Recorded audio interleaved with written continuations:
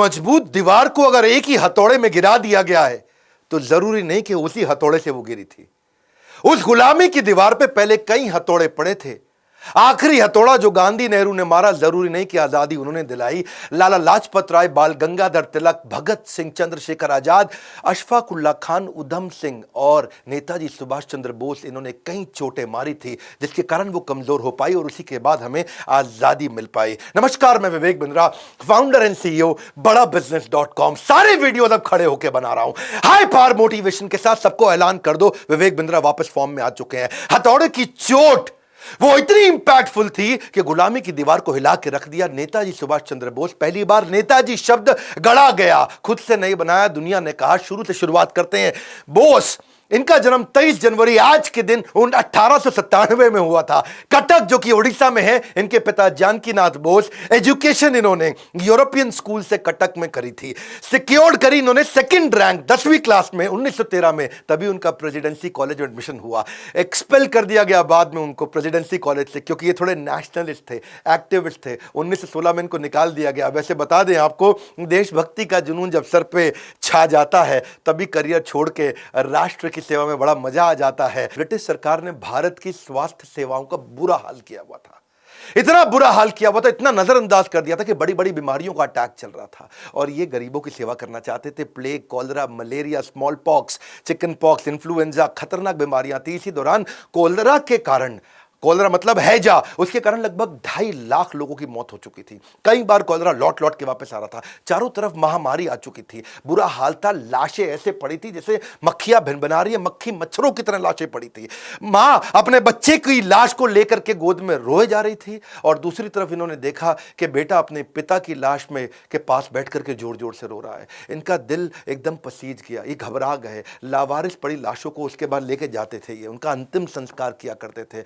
बोस सहमे पड़े थे। वहीं ये प्रण लेते हैं कि मैं सब चीजों को ठीक करूंगा और भारत को सपनों का भारत बनाऊंगा। ये जो समय था, ये इनके कॉलेज का समय था जब ये समाज सेवा किया करते थे। तो जिंदगी के 2 हिस्से बने। शुरुआत का समाज सेवा का हिस्सा था, उसको बोलते हैं स्पिरिचुअल सर्विट्यूड। बाद में बना इनका सोशल एटीट्यूड।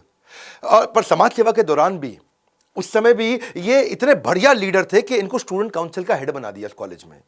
और वहां पे अंग्रेज प्रोफेसर हुआ करते थे और भारतीय बच्चों के साथ बहुत दुर्व्यवहार करते थे। मिस्टर ओ नाम के एक प्रोफेसर थे, स्टूडेंट को बिना बात के, इंडियन स्टूडेंट को पीट दिया करते थे। इतना पीटते थे उनको, तो ये बात जब नेताजी के पास गई तो ये प्रिंसिपल के पास जाके शिकायत करी कि भाई ये क्यों अंग्रेज प्रोफेसर भारतीय बच्चों को पीट रहे हैं, क्यों? उन्होंने प्रश्न किया तो प्रिंसिपल ने कहा, अच्छा, प्रिंसिपल को बोले माफी मांगने को बोल दो, उनको माफी मांगनी पड़ेगी। प्रिंसिपल ने कहा यार क्यों माफी मंगवा रहे हो, डिपार्टमेंट हेड है, कोई बात नहीं, ऐसा होता रहता है। नेताजी ने कहा मैं स्ट्राइक करूंगा।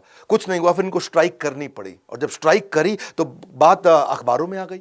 अखबारों में आ गई तो उनको आके माफी भी मांगनी पड़ी। लेकिन मिस्टर ओ फिर भी नहीं सुधरे, माफी मांगने के बावजूद नहीं सुधरे। वो कई बार और बच्चों को उन्होंने पीट दिया और इस बार जब उन्होंने पीटा तो बच्चों ने उल्टा पीट डाला उनको। फिर बात जब प्रिंसिपल के पास गई तो प्रिंसिपल बोले आपने पीठ पीछे वार किया है। और नेताजी बोले पीठ पीछे नहीं, सामने से वार किया है, कायर नहीं है हम। इस चक्कर में उनको कॉलेज से निकाल भी दिया जाता है। फिर एक कमीशन बनाई जाती है और कमीशन कहती है कि भाई चलो उसको एक बार और माफी मांगने का मौका देते हैं। पर इन्होंने वहां जाके भी माफी नहीं मांगी। इन्होंने कहा गलत के आगे झुकना नहीं है और सही से मुंह मोड़ना नहीं है। सुभाष चंद्र बोस ने कमीशन के आगे माफी मांगने से मना कर दिया। भारतीयों के साथ भेदभाव के खिलाफ इन्होंने बहुत बोला। ये कॉलेज टाइम से करते थे। कमीशन गुस्सा हो जाता है, उसके बाद इनको कॉलेज से निष्कासित कर देते हैं। इस घटना से आता है उनके जीवन में बदलाव जब वो पॉलिटिकल करियर को बिल्ड करते हैं। उनका मानना था कि सबसे बड़ा अपराध अपराध नहीं, अपराध से ज्यादा बड़ा अपराध है कि अन्याय को सहना और गलत के साथ समझौता करना। बहरहाल अब कॉलेज से तो निकाल दिए गए थे, तो उनके पिता जो बैरिस्टर थे उन्होंने इनको बुलाया और बोला बेटा सुभाष, जो हो गया, अब एक काम करो, तुम आईसीएस की तैयारी करो, इंडियन सिविल सर्विसेज की। सिविल सर्विसेज मतलब टॉप मोस्ट रैंक। 4 साल की तैयारी लगती थी और उस समय जो पढ़ाई थी वो इंडिया में नहीं थी, लंदन जाके पढ़ना पड़ता था। और 4 साल की तैयारी के लिए इनको लंदन भेजा। इतने बुद्धिजीवी, इतने जबरदस्त बुद्धिमान के 4 साल की पढ़ाई इन्होंने 7 महीने में कर ली और रैंक होल्डर हो गए। 4th रैंक इनको मिली। अमूमन भारतीय उस समय सिविल सर्विसेज में नहीं जाते, इन्होंने अंग्रेजों को पीछे छोड़ दिया। अच्छा, अब ये जब वहां पे रैंक होल्डर बने, इनके मन में क्या है, देश लुट रहा है अंग्रेजों के हाथ में और मैं मौज खाटूं उन्हीं के साथ में। तो इनको बड़ा फील हुआ कि मैं आईसीएस की नौकरी को, इन्होंने 1921 में उसी समय लात मार दी और यह घटना जो है जंगल की आग की तरह फैल गई। और अब उसके बाद ये आग की तरह फैल गई। अंग्रेज बड़े हैरान हुए कि भाई पहला आदमी भारतीय जो आईसीएस की नौकरी को लात मार रहा है। किसी को विश्वास नहीं हुआ, पहले कभी किसी ने छोड़ी नहीं थी। इनके पिता ने, बड़े भैया ने, सबने समझाया, पर जब राष्ट्र प्रेम का शोला दिल में घर कर जाता, फिर दुनिया का हर सुख फीका नजर आता है। इन्होंने कहा कि भाई मेरा जन्म देश को लूटने के लिए नहीं बल्कि देश के लिए कुछ करने के लिए हुआ है। तो लोग हैरान हो गए और लोग उनसे मिलना चाहते थे, उनको देखना चाहते थे, उनके विचारों को जानना चाहते थे कि कौन है वो व्यक्ति जिसने मखमलों वाले बिस्तर को छोड़ करके कांटों भरी जमीन को चुना है केवल देश सेवा के लिए। वापस जब ये पानी के रास्ते मुंबई आए तो हजारों हजारों लोगों की भीड़ आ गई। हजारों लोग उनको देखने के लिए आए कि भाई कौन है ये आदमी। तो मुंबई में हजारों लोगों की भीड़ देख के उन्हें एक बात समझ आ गई, छोटी सी आईसीएस की नौकरी को लात मारने में इतने लोगों ने विश्वास किया, अगर मैं मेहनत करूं तो पूरे देश को इकट्ठा कर सकता हूं। उनकी as a leader thinking lateral out of the box, macro thinking थी, बड़ी थिंकिंग थी। महान व्यक्ति की यह पहचान है कि वो भविष्य की परिस्थितियों को, वर्तमान को देखते हुए पहचान लेता है। अब 1928 के दौरान कांग्रेस एक मजबूत आंदोलन बन चुका था और सुभाष चंद्र बोस, गांधी और नेहरू के साथ उनके मतभेद थे पर मनभेद नहीं थे, अंदर से दोस्त थे। वो सम्मान करते थे, गांधी को अपना गुरु मानते थे। उन दिनों लॉर्ड इरविन हुआ करते थे, उस समय के वाइसराय थे। उन्होंने गांधी जी को कन्विंस कर लिया, सहमत करा लिया कि भाई डोमिनियन स्टेटस दे देते हैं, ये भी एक फ्रीडम है। अब आप फ्री हो जाओगे, आपको डोमिनियन स्टेटस मिल गया, आप अपनी सरकार चलाओगे, अपने इलेक्शन करोगे। और उन्होंने इस प्रस्ताव को कलकत्ता अधिवेशन में प्रस्तुत किया कि भाई डोमिनियन स्टेटस ले लो। अच्छा, ये इनको पसंद नहीं आया। सुभाष चंद्र बोले डोमिनियन स्टेटस नहीं चाहिए, मुझको कंप्लीट फ्रीडम चाहिए। उन्होंने इसका कंप्लीट फ्रीडम के लिए बहुत झगड़ा किया, क्योंकि उन्होंने समझाया कि भाई डोमिनियन स्टेटस का मतलब है आप ऑटोनोमस कम्युनिटी तो हो जाएगी लेकिन चलाएगा ब्रिटिश एम्पायर, और पूर्ण स्वराज, कंप्लीट इंडिपेंडेंस का मतलब है कंप्लीट टोटल इंडिपेंडेंस। भाई सरकार अगर भारतीय चलाएंगे और पॉलिसी ब्रिटिश हुकूमत देगी तो डोमिनियन स्टेटस का क्या फायदा। अगर सरकार चलाने और पॉलिसी बनाने दोनों के अधिकार भारतीयों को मिलेंगे, उसी का फ्रीडम हमारे को चाहिए। क्योंकि डोमिनियन स्टेटस का एक ही मतलब है कि आप कोई डिसीजन नहीं ले सकते डिफेंस पे, कम्युनिकेशन पे और फॉरेन रिलेशन पे, लेकिन अगर कंप्लीट फ्रीडम मिल गया तो आप कोई भी डिसीजन ले सकते हो। तो डोमिनियन स्टेटस का प्रभाव ऐसा पड़ता कि भारत अपनी ना तो सैन्य शक्ति पे काम कर सकता था, भारत दूसरे मुल्क के साथ अगर कोई व्यापारिक रिश्ते बनाना है तो वो खुद से कर नहीं सकता, ब्रिटिश असेंबली से जाकर उसको परमिशन लेनी पड़ेगी।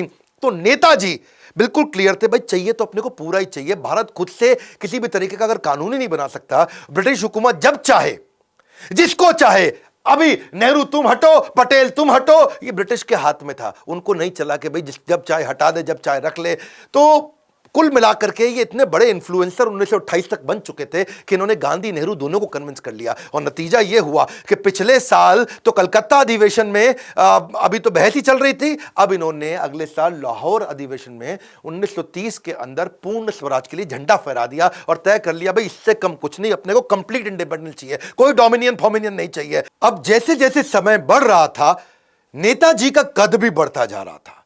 1939 का समय आया और तब गांधी जी को अच्छा नहीं लग रहा था कि ये थोड़े गरम दल वाले बन रहे थे, क्योंकि गांधी नेहरू वगैरह तो थोड़े नरम दल के थे और ये चाहते थे कि भाई अब दुनिया भर में लड़ाइयां हो रही है तो अब हमें भी लड़ना चाहिए, क्योंकि वर्ल्ड वॉर 2 का टाइम आ गया है। इस समय अंग्रेज कमजोर हो जाएंगे, क्यों नहीं उनको हरा दिया जाए इस टाइम पे, इस टाइम उनको तोड़ा जाए। गांधी बोले नहीं नहीं, मुझे आपका तरीका पसंद नहीं, क्यों ना इलेक्शन करा ले।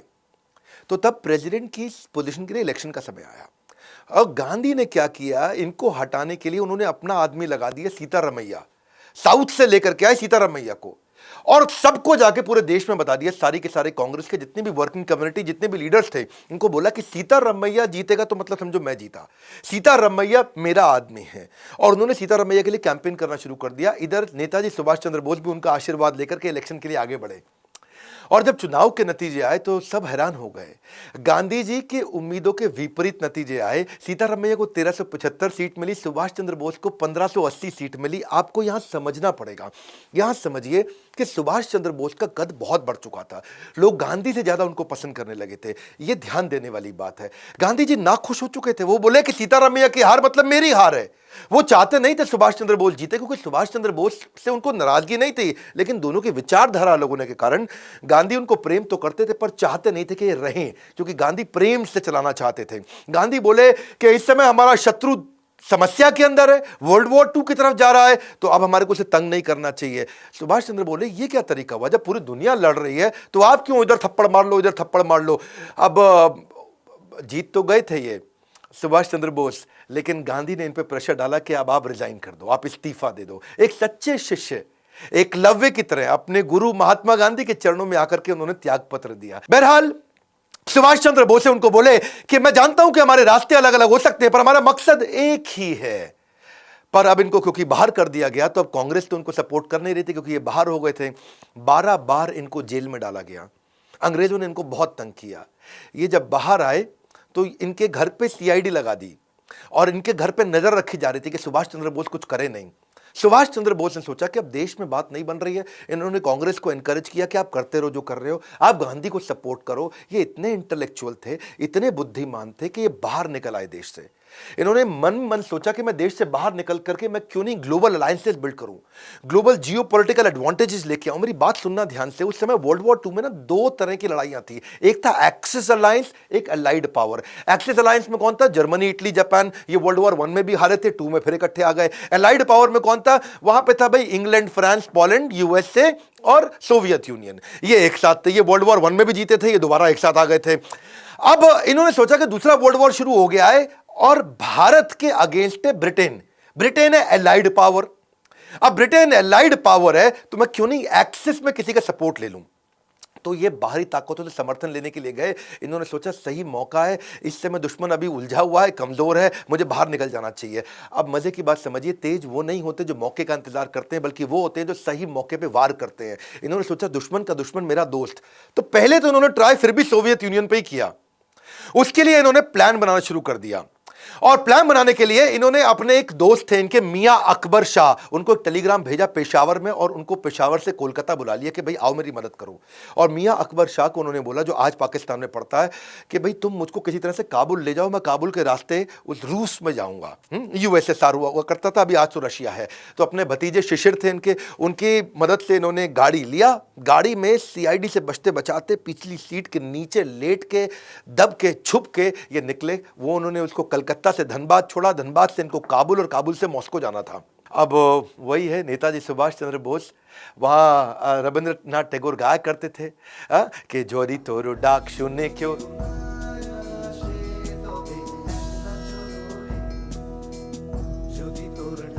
तो ये अकेले चल पड़ते थे। जो दी तोरो डाक, अगर तेरी आवाज सुन के कोई ना शेन, अगर कोई नहीं आता है तो तबे अकेला चलो रे। सारी जुगत लगा के सुभाष चंद्र बोस जर्मनी पहुंच गए हिटलर से मिलने के लिए। हिटलर से अपॉइंटमेंट लेने की इन्होंने बहुत कोशिश करी, बड़ी मुश्किल से इनको अपॉइंटमेंट मिली। जब ये जाके वहां बाहर ड्राइंग रूम में बैठे तो अचानक एक आदमी आया, मतलब हिटलर आए और आके बोले, हेलो मैं हिटलर हूं, और अपना हाथ मिलाने के लिए आगे बढ़ाया। सुभाष चंद्र बोस जवाब देते हैं, मेरा नाम सुभाष है, मैं भारत से आया हूं और मैं आपसे नहीं, मैं हिटलर से मिलना चाहता हूं। हिटलर हैरान हो गए, कह रहे मैं ही तो हिटलर हूं। फिर वो वापस लौट के चले गए अंदर। अंदर से एक दूसरा आदमी आता है, फिर आके हाथ मिलाता है, हेलो मैं हिटलर हूं, बताइए। तो सुभाष चंद्र बोस फिर खड़े हो गए, नमस्कार मैं सुभाष चंद्र बोस भारत से आया हूं, मुझे आपसे नहीं, मुझे हिटलर से मिलना है। सब हैरान हो गए, अरे ये क्या चक्कर है, हिटलर तो आए मिलने के लिए। सुभाष चंद्र बोस ने मना कर दिया मिलने के लिए, बोले मैं हिटलर से मिलना चाहता हूं। अब 3-4 जब लोग आए और सबको उन्होंने बोल दिया मैं आपसे नहीं, मैं हिटलर से मिलना चाहता हूं, तो हिटलर ने असल में अपने 4-5 बहरूपिये बना रखे थे। उसको अपनी जान का खतरा रहता था। और सुभाष चंद्र बोस हर बार पहचान गए। असली हिटलर को जब ये बात पता चली तो उसकी बुद्धि चकरा गई और वो बाहर आए। उनके लिए यह पहली बार हुआ पूरी पृथ्वी पे कि किसी आदमी ने पहचान लिया कि यार ये तो असली हिटलर नहीं है। तो वहां करके उन्होंने अपना दूरी से वहां खड़े हो गए और दूर पे आके खड़े होकर के इनको देखने लगे कि क्या चक्कर है, ये पहचानता कैसे। तब सुभाष चंद्र बोस खड़े हो गए और दूर से खड़े हो गए हिटलर उनको बोले कि बताइए क्या बात है, क्यों मिलना चाहते हैं। और तभी सुभाष चंद्र बोस मुस्कुरा के आगे बढ़े, बोले नमस्कार मैं सुभाष चंद्र बोस भारत से आया हूं, मैं आपका बहुत धन्यवाद करना चाहता हूं हिटलर कि आपने मुझसे मिलने का मुझे ही अवसर दिया।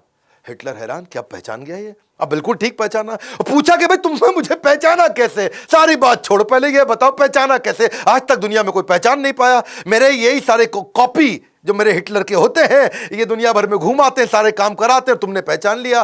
तो तभी सुभाष चंद्र बोस बोले कि भाई मैं आपसे मदद मांगने आया था, मैं आपके चौखट पर आया हूं और आपका स्वभाव थोड़ा गर्वात्मक होना चाहिए, थोड़ा गर्व वाला होना चाहिए।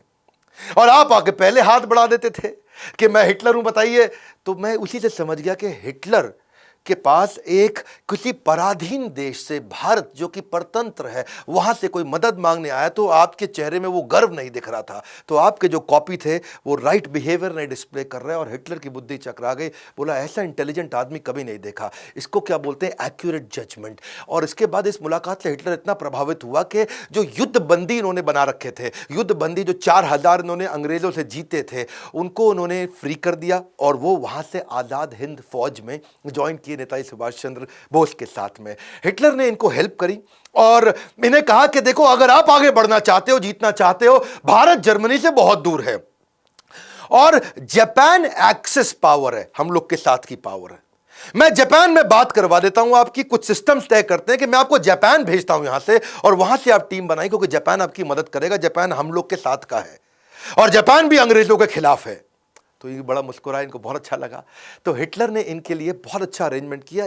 आप समझ सकते हैं, बाकी लोग भारत में ज़्यादा पढ़े लिखे नहीं थे, लेकिन ये दुनिया भर में इंटरनेशनल अलायंसेस बिल्ड कर रहे थे। अंग्रेजों को भी पता लग गया अब तक कि ये इस समय जर्मनी में है, और वहां से इन्होंने पूरी तैयारी करी। इनको हिटलर ने अपनी एक प्राइवेट बड़ी पनडुब्बी दी, जिसमें इन्होंने जो जर्मनी की नौसेना की बड़ी पनडुब्बी थी, और उसमें 90 दिन लगने थे। वो जहां पानी के ऊपर, पानी के नीचे सब तरह से ट्रैवल कर सकती थी। उससे इन्होंने इनको सुमात्रा द्वीप में भेजा, जो आजकल इंडोनेशिया का आइलैंड है, उसको जापान ने जीता हुआ था और जापानी सेना के कब्जे में था। ये वहां पहुंचे, हिटलर की मदद से पहुंचे, हिटलर के कारण पहुंचे। इमेजिन, हिटलर को भी इन्फ्लुएंस कर पाए। सुमात्रा से फिर ये, जो कि जापानीज आइलैंड है, अभी इंडोनेशिया के पास है, वहां से प्लेन से टोक्यो पहुंचे। और वहां पहुंचने के बाद ये जानते थे कि जापान एशिया के अंदर अपना वर्चस्व के लिए लड़ाई कर रहा है। तो जापान के प्रधानमंत्री को जाके इन्होंने इन्फ्लुएंस किया। ऐसे इंटेलिजेंट लीडर्स नहीं थे जो इतने पढ़े लिखे थे, इतने इंटेलिजेंट थे। वहां जाके प्रधानमंत्री को साथ में बिठाया और उनको क्या बोला, देखिए भाई साहब, हिदेकी तोजो, एक बात समझ लीजिए कि एशिया तो एशियाई लोगों का होना चाहिए ना, एशिया में बाहर के गोरे कैसे आ गए। वो बड़ा मुस्कुराए, क्या जबरदस्त आदमी है, बात तो ठीक कह रहा भाई, एशिया तो एशियाई का होना चाहिए। तो हिदेकी को ये बात अच्छी लगी। फिर उन्होंने कहा कि भाई आपके भगवान बुद्ध है और हमारे यहाँ भी तो भगवान बुद्ध ही हैं, हमारे लिए कितने पूजनीय है, उस लिहाज से तो हम भाई भाई हो गए। और वो बड़ा इंप्रेस हुए जापानी प्रधानमंत्री। उन्होंने जाके पार्लियामेंट में अनाउंस कर दिया कि हम सुभाष चंद्र बोस को पूरी मदद करने को तैयार है। भारत की आजादी की लड़ाई में जापान उनके साथ में। सुभाष चंद्र बोस जानते थे कि इनका इस समय सिंगापुर के साथ झगड़ा चल रहा है, सिंगापुर में अटैक कर रहे हैं, और सुभाष चंद्र बोस को मालूम था कि अंग्रेजों की सेना सिंगापुर में थी। वहां 85,000 ब्रिटिश सैनिक थे, जिसमें से 45,000 तो इंडियन थे। तो इन्होंने पहले से एक योजना बना रखी थी, जिसमें जापानीज को ये मैसेज दे रहे थे कि जब तुम सिंगापुर में बम गिराओगे, वहां पर्चे फेंक दो, हर बम के साथ पर्चे फेंको ऊपर हवाई जहाज से, और हर पर्चे में लिखो, हिंदी में भी, तमिल में भी, अंग्रेजी में भी, कि तुम भारतीय कब तक अंग्रेजों का गुलाम बन के उनके साथ लड़ते रहोगे, तुम भारतीय कब तक अंग्रेजों का गुलाम। अब वहां पर जितने भी सिंगापुर में सैनिक थे जो भारतीय, वो पर्चा पढ़ लेते थे और वहां पे अंदर विद्रोह चालू हो गया। इनकी रणनीति सुभाष चंद्र बोस की प्रधानमंत्री जापान के साथ में मिलकर काम आई। अटैक की रणनीति, इनको वहां सफलता मिली। और अब इमेजिन करिए, जापानीज प्राइम मिनिस्टर तक को इन्फ्लुएंस कर दिया, उनको तक एक योजना समझा दी सिंगापुर पर अटैक करके। सिंगापुर अब सिंगापुर जापान का हो गया था। अब जैसे ही वो उनका हुआ, प्रधानमंत्री भी इनसे खुश थे। तो वहां जो 45,000 ब्रिटिश आर्मी के अंदर इंडियन सैनिक थे, उनको जापानीज ने इनको वापस कर दिया, सुभाष चंद्र बोस को, और वहां से तैयार हुई पूरी आर्मी। रास बिहारी बोस जो वहीं पे इंडियन लोगों को तैयार किया करते थे, उनके माध्यम से नेताजी सुभाष चंद्र बोस को सौंप दिया गया, और अब तैयार हो गई आजाद हिंद फौज। यहां से अंग्रेजों को पता लगने लगा कि ये बहुत बड़ी तैयारी कर रहा है। जापानी सेना बर्मा को जीत चुकी थी, अब बर्मा में कब्जा इनका था, जापानीज का। इन्होंने कहा कि भाई अब बर्मा के रास्ते भारत में घुसेंगे, और प्राइम मिनिस्टर ने पूरा सहयोग किया। नागा पहाड़ियां, यानी कि नॉर्थ ईस्ट जो नागालैंड है, वहां से मैदानी इलाकों में जाएंगे, पहले पहाड़ों पे जाएंगे, वहां से मैदानी इलाकों में जाएंगे। अप्रैल 1944 में आजाद हिंद फौज, जो ये सिंगापुर से अपनी टीम तैयार करके आए थे, बर्मा से टीम तैयार करके आए थे, ब्रिटिश सेना को खदेड़कर मणिपुर में जाकर के पहली बार तिरंगा डाला। पूरा देश पूरा हिल गया उस समय। एक बात आपको बता दें, मानते तो दिल से गांधी भी थे कि हमारा देश अनडिवाइडेड रह सकता था। क्या कहते हैं कि अगर आप किसी को जोड़ना चाहते हो ना अपने साथ, तो उसे केवल गले नहीं, दिल से लगाना चाहिए, क्योंकि गांधी ये जानते थे कि जिन्ना कितना भी शोर मचा ले, सारे हिंदू और मुसलमान अगर किसी एक लीडर को इकट्ठे मानते थे तो वो थे सुभाष चंद्र बोस। मैं आपको एक कहानी बता देता हूं, 1943 में जब रंगून के अंदर बर्मा में ये अपनी फौज इकट्ठी कर रहे थे तो आजादी के लिए अपनी फौज को इकट्ठा करने के लिए उन्होंने सबसे योगदान मांगे, और उस योगदान के दौरान वहां पे एक मुस्लिम व्यक्ति आया और उसने आकर के बोला कि सुभाष चंद्र बोस जी, मैं आपको अपना सब कुछ देने को तैयार हूं, मेरे पास कुछ करोड़ रुपए हैं। याद रखना, उस समय कुछ करोड़ रुपए बहुत हुआ करते थे। मेरे पास कुछ करोड़ रुपए, अपना घर है, अपना परिवार है, मैं सब आपको देने वाला हूं। तो वो सुभाष चंद्र बोस उनको बोले, उस मुसलमान व्यक्ति को, कि तुम क्यों मुझको अपना सब कुछ दे दोगे तो अपना घर कैसे चलाओगे? तो उसने क्या बोला, अब घर थोड़ी चलाना है, अब तो मैं भी, मेरी पत्नी भी, मेरे बच्चे भी आपकी सेना में है। गांधी ये बात जानते थे। इनफैक्ट ये तो एक बार खुद मोहम्मद अली जिन्ना ने भी बोला था कि अगर सुभाष चंद्र बोस प्रधानमंत्री बनते हैं तो मैं उनके साथ रहने को तैयार हूं, उनको अलग पाकिस्तान की आवश्यकता नहीं। मैं आपको ना ऐसे बताऊंगा कि गांधी की उन्होंने रिस्पेक्ट फिर भी जीवन भर करी। सिंगापुर में जब वो तैयारी कर रहे थे तब वहां से भी एक रेडियो के अनाउंसमेंट में उन्होंने बोला कि गांधी जी राष्ट्रपिता हैं। लेकिन इंडिया में एक्सेप्टेंस सुभाष चंद्र बोस की बहुत बड़ी थी, वो इतनी बड़ी थी कि वास्तव में अगर 1945 में वो जीवित होते ना तो चांसेस थे कि इनको राष्ट्रपिता की उपाधि मिल जाती। पहले प्रधानमंत्री तो ये पक्का बनते ही बनते। उसके कारण क्या है, क्योंकि इनसे ज्यादा बुद्धिमान व्यक्ति, इंटेलेक्चुअल जीनियस, इनसे ज्यादा विजनरी जो दूर तक सोच सके, क्योंकि बाकी सब तो ऑपरेशंस में हिंदुस्तान में लड़े रहे, ये पूरी दुनिया का अलायंसेस लेके आते रहे। इनसे ज्यादा इकोनॉमी को समझना, इंडस्ट्रियलाइजेशन को समझना, ब्यूरोक्रेसी को समझना, सोशल सिविक्स को समझना, डिप्लोमेसी, इंटरनेशनल अलायंसेस, जियो पॉलिटिकल पार्टनरशिप, इनके पास शायद बुद्ध आदित्य योग था। बुद्ध आदित्य योग ये वो योग होता है कि आप जब भी कुछ कहें तो पूरी दुनिया आपकी बात माने। ये जहां जो बोलते रहे दुनिया इनकी बात मानती थी। चांसेस थे कि अगर ये रहते तो उसके बाद पाकिस्तान बनता ही नहीं, पाकिस्तान भारत में ही होता। मैं फिर बता रहा हूं आपको, क्योंकि गांधी ये बोलते थे कि ये अनडिवाइडेड चाहते थे, और जिन्ना अगर कंट्रोल में आते तो केवल इन्हीं के कंट्रोल में आते, सुभाष चंद्र बोस के। जिन्ना और तो किसी के नहीं सुनते थे। पर दुर्भाग्यवश हुआ ये कि पीछे 1945 आ चुका था, वर्ल्ड वॉर में अमेरिका ने हिरोशिमा नागासाकी बॉम्ब डाल दिया जापान में, जापानीज लोग पीछे हो गए। लेकिन क्या आजाद हिंद फौज की याद है हमें कुर्बानी? भले ही इतिहासकारों ने नहीं लिखी इनकी कहानी, जितना कर सकते थे उससे बहुत ज्यादा सपोर्ट किया जापान ने, पर अब उसने सारा सपोर्ट वापस खींच लिया क्योंकि संभव था ही नहीं। नेताजी सुभाष चंद्र बोस, इन्होंने पहले ऐसे व्यक्ति थे जिन्होंने महिलाओं की भी ब्रिगेड बनाई। झांसी की रानी लक्ष्मीबाई के नाम पे वो ब्रिगेड तैयार करी थी। अब इन्होंने नॉर्थ ईस्ट से सारे की सारी अपनी टीम को थोड़ा वापस बुलाया, क्योंकि पीछे से हमारे को आर्म्स, एम्युनिशन, खाना, वो सारी सप्लाई रुक गई थी। अब सुभाष चंद्र बोस जी इस समय ऑल्टरनेट प्लान को बिल्ड कर रहे थे। तो इन्होंने क्या सोचा, वियतनाम जापान के पास ही था, तो ये वहां से फ्लाइट लेकर के मॉस्को जाना चाहते थे। वर्ल्ड वॉर 2 लगभग खत्म हो चुका था हिरोशिमा नागासाकी के बाद। तो उन्होंने प्लान किया था यूएसएसआर के साथ मैं नए अलायंसेस बिल्ड करूंगा, कुछ नई स्ट्रैटेजी लेके, नई योजना से। जब वहां जाने लगे, अब वियतनाम से मॉस्को जाते वक्त खबर ऐसी आई कि ताइवान, रास्ते में ताइवान के एयरपोर्ट के पास उनका जहाज क्रैश हो गया और उसमें देहांत हो गया। खैर, इसमें बहुत सारी बातें थी, वो उनका देहांत हुआ कि नहीं हुआ इसकी बात बाद में करूंगा। पर भारत में अंग्रेजों ने हमारी सारी लीडरशिप को उठा लिया, पकड़ लिया। वो क्राइम वॉर के तहत हमारे यहाँ के जो आर्मी के अधिकारी थे, जो आजाद हिंद फौज के थे, उनको सबको पकड़ा उन्होंने और देशद्रोह के आरोप में उन पे मुकदमे चलाने लगे। यहाँ पे नेताजी अब तक बहुत काम कर चुके थे और पूरी दुनिया में खबर फैल चुकी थी कि उनका देहांत हो चुका है, अब वो जीवित नहीं है। अब ये थोड़ा मनोबल टूट रहा था, लेकिन गुस्सा भी बहुत बढ़ रहा था। इनके जो 3 सबसे इंपॉर्टेंट सीनियर लीडर्स थे, जिसमें शाहनवाज हुसैन, गुरबख्श सिंह ढिल्लों, ये पंजाबी थे, और पीके सहगल, ये तीनों के करेज ऐसे थे कि जब इनको अंग्रेजों ने दिल्ली में बुला के तंग करना शुरू किया और इन्होंने बड़ी मजबूती के साथ बोला कि हम आजाद हिंद फौज के लिए लड़के हमने ठीक किया, तो वहां पे ये बातें अखबार में आनी थी, अखबार में आ गई। अब नेताजी सुभाष चंद्र बोस का देहांत हो गया, यहां ये सब पकड़े गए, तो ये गुस्सा भारत में बढ़ने लगा। कैसे नेताजी सुभाष चंद्र बोस सबसे बड़े कंट्रीब्यूटर माने जाएंगे हमारे देश की आज़ादी के लिए, ये आपको ऐसे पता चलेगा कि तुरंत अगले हर हफ्ते में नई नई खबरें आने लगी। रॉयल नेवी जो थी, जो ब्रिटिश की नेवी थी, ब्रिटेन की नेवी, वहां पे अंदर से ही बगावत होने लगी। जितने भारतीय सैनिक थे रॉयल नेवी के पास में, सबने बोल दिया अब हम तुम्हारे साथ में नहीं है।